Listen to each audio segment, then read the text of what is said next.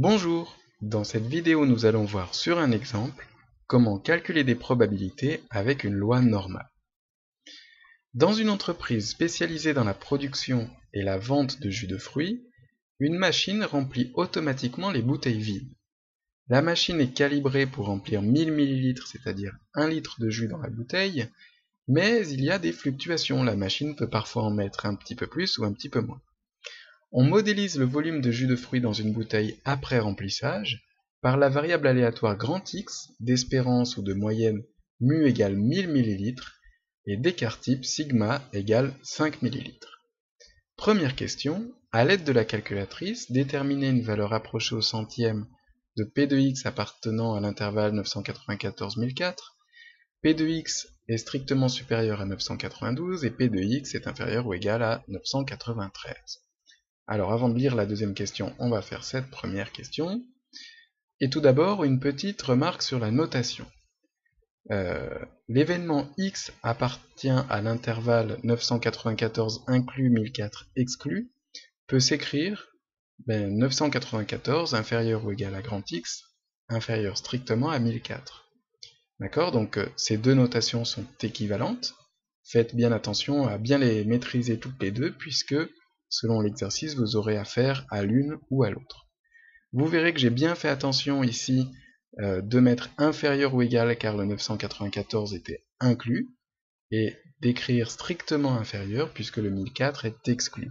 Mais cette précaution est en fait inutile dans le cadre des probabilités continues, puisque finalement la probabilité que x soit égal à 994 est nulle, donc que l'on l'ajoute ou que l'on l'enlève de l'intervalle, ça ne change rien.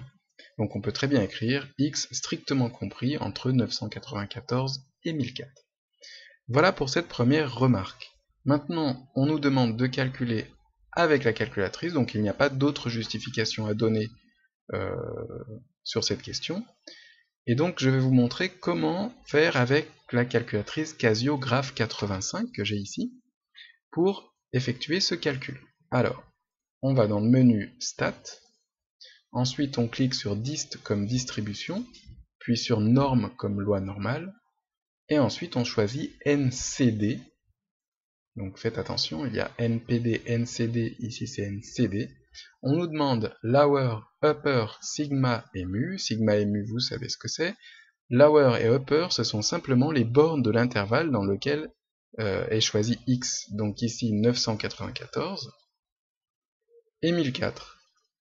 Et ensuite on remplit sigma qui vaut 5. Alors faites attention, dans les exercices on vous donne mu avant sigma.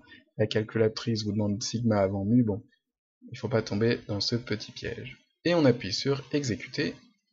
Et on obtient une valeur approchée d'environ 0,67. Voilà. Deuxième partie, P de x strictement supérieur à 992. Alors c'est un peu la même chose, on revient sur notre calculatrice, et on s'aperçoit que bon, c'est la même valeur de mu, la même valeur de sigma, mais pour le lower et upper, on est un petit peu embêté, puisque x plus grand, strictement plus grand que 992, ça nous donne effectivement une borne inférieure, mais pour la borne supérieure, on devrait dans l'idéal mettre plus l'infini.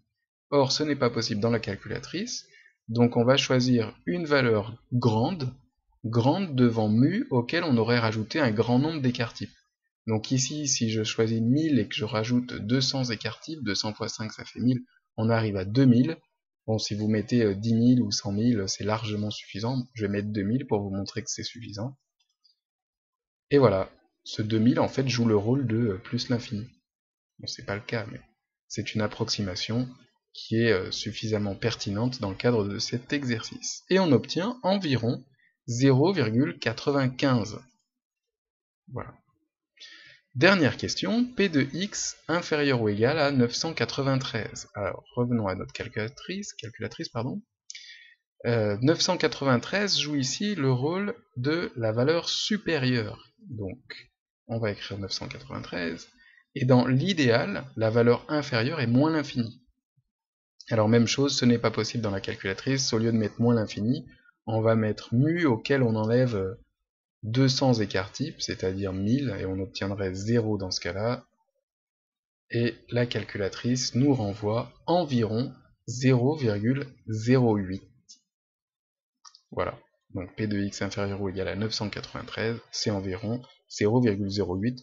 Vous avez vu que je n'ai pas du tout fait attention à l'inclusion ou l'exclusion de la valeur en question. Ici, j'ai traité le strictement supérieur de façon analogue au inférieur ou égal.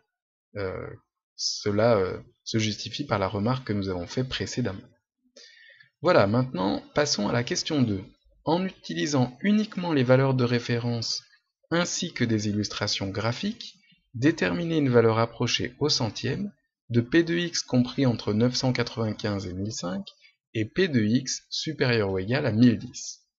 Bien, alors, ces valeurs de référence, elles sont au nombre de 3 et elles donnent une valeur approchée de la probabilité que x soit compris entre mu moins 1 écart type, mu plus 1 écart type, mu moins 2 écart type, mu plus 2 écart type, et mu moins 3 écart type, mu plus 3 écart type.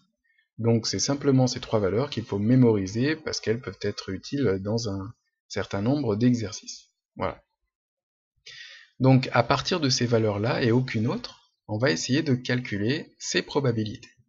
Alors évidemment, si vous êtes dans un examen, vous pouvez toujours utiliser la calculatrice pour vérifier ce que vous avez fait et ne pas vous tromper. Bon, et nous on va pas tricher et on va essayer de le faire sans utiliser les fonctions précédentes. Alors, première remarque, 995 et 1005, on peut voir que c'est 1000 auxquels on aurait enlevé un écart type et 1000 auxquels on aurait rajouté un écart type. C'est la première remarque que j'écris ici. Mu moins un écart type, c'est 1000 moins 5, c'est-à-dire 995. Mu plus un écart type, c'est 1000 plus 5, c'est-à-dire 1005. Et donc finalement, cette probabilité demandée ici, c'est la probabilité que x soit compris entre mu moins un écart type et mu plus un écart type. Vous voyez, c'est exactement une valeur de référence. Donc, je vous donne l'illustration graphique d'abord, et puis ensuite on écrira la réponse. Donc sur cette illustration graphique, on a la loi normale d'espérance mu égale 1000 et d'écart type sigma égale 5.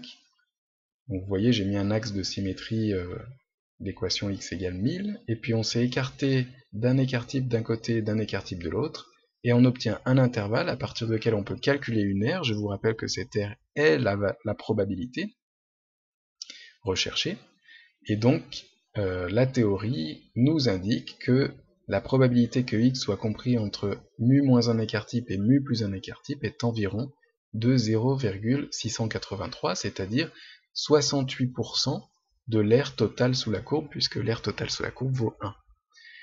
Donc pour répondre à notre question, simplement, eh bien, l'arrondi au centième, un arrondi au centième, c'est 0,68 de cette probabilité. Voilà, deuxième partie de cette deuxième question, la probabilité que x soit supérieur ou égal à 1010. Alors on remarque de façon analogue à la première partie que 1010, c'est 1000 auquel on a rajouté 2 écarts types. Donc cette fois, la valeur de référence qui va nous intéresser, c'est mu moins 2 sigma, mu plus 2 sigma. La probabilité que x soit compris entre les deux est de 0,954, donc c'est cette valeur de référence que nous allons utiliser.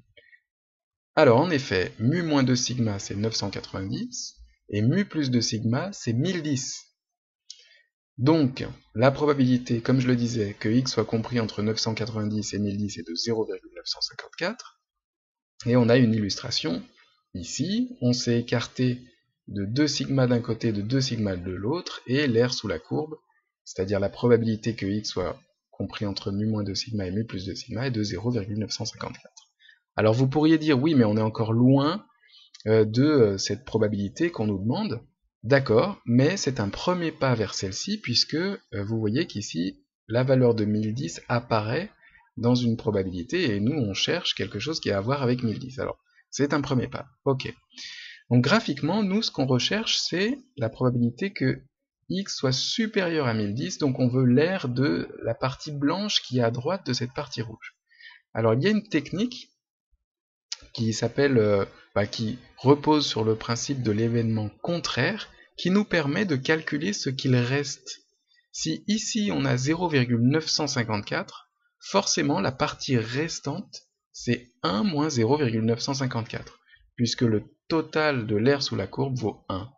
Donc, si on connaît la probabilité que x appartienne à cet intervalle, la probabilité que x n'appartienne pas à cet intervalle est de 1 moins 0,954, c'est-à-dire 0,046. Et donc graphiquement, ça nous donne cela. Voilà.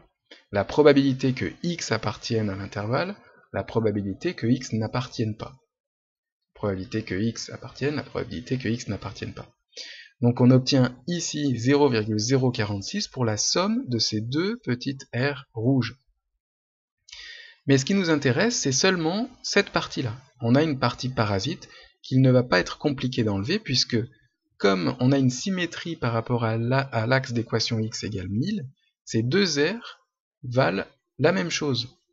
Et donc pour obtenir l'une des deux, il suffit de prendre 0,046 et de diviser par 2. On obtient alors 0,02 qui correspond à cette R-là seule, et donc qui est la réponse à notre question. Voilà, c'est terminé. J'espère que cette vidéo vous aura permis d'en savoir un petit peu plus sur les probabilités continues, en particulier avec la loi normale. N'hésitez pas à vous inscrire sur le site ou sur YouTube. À bientôt!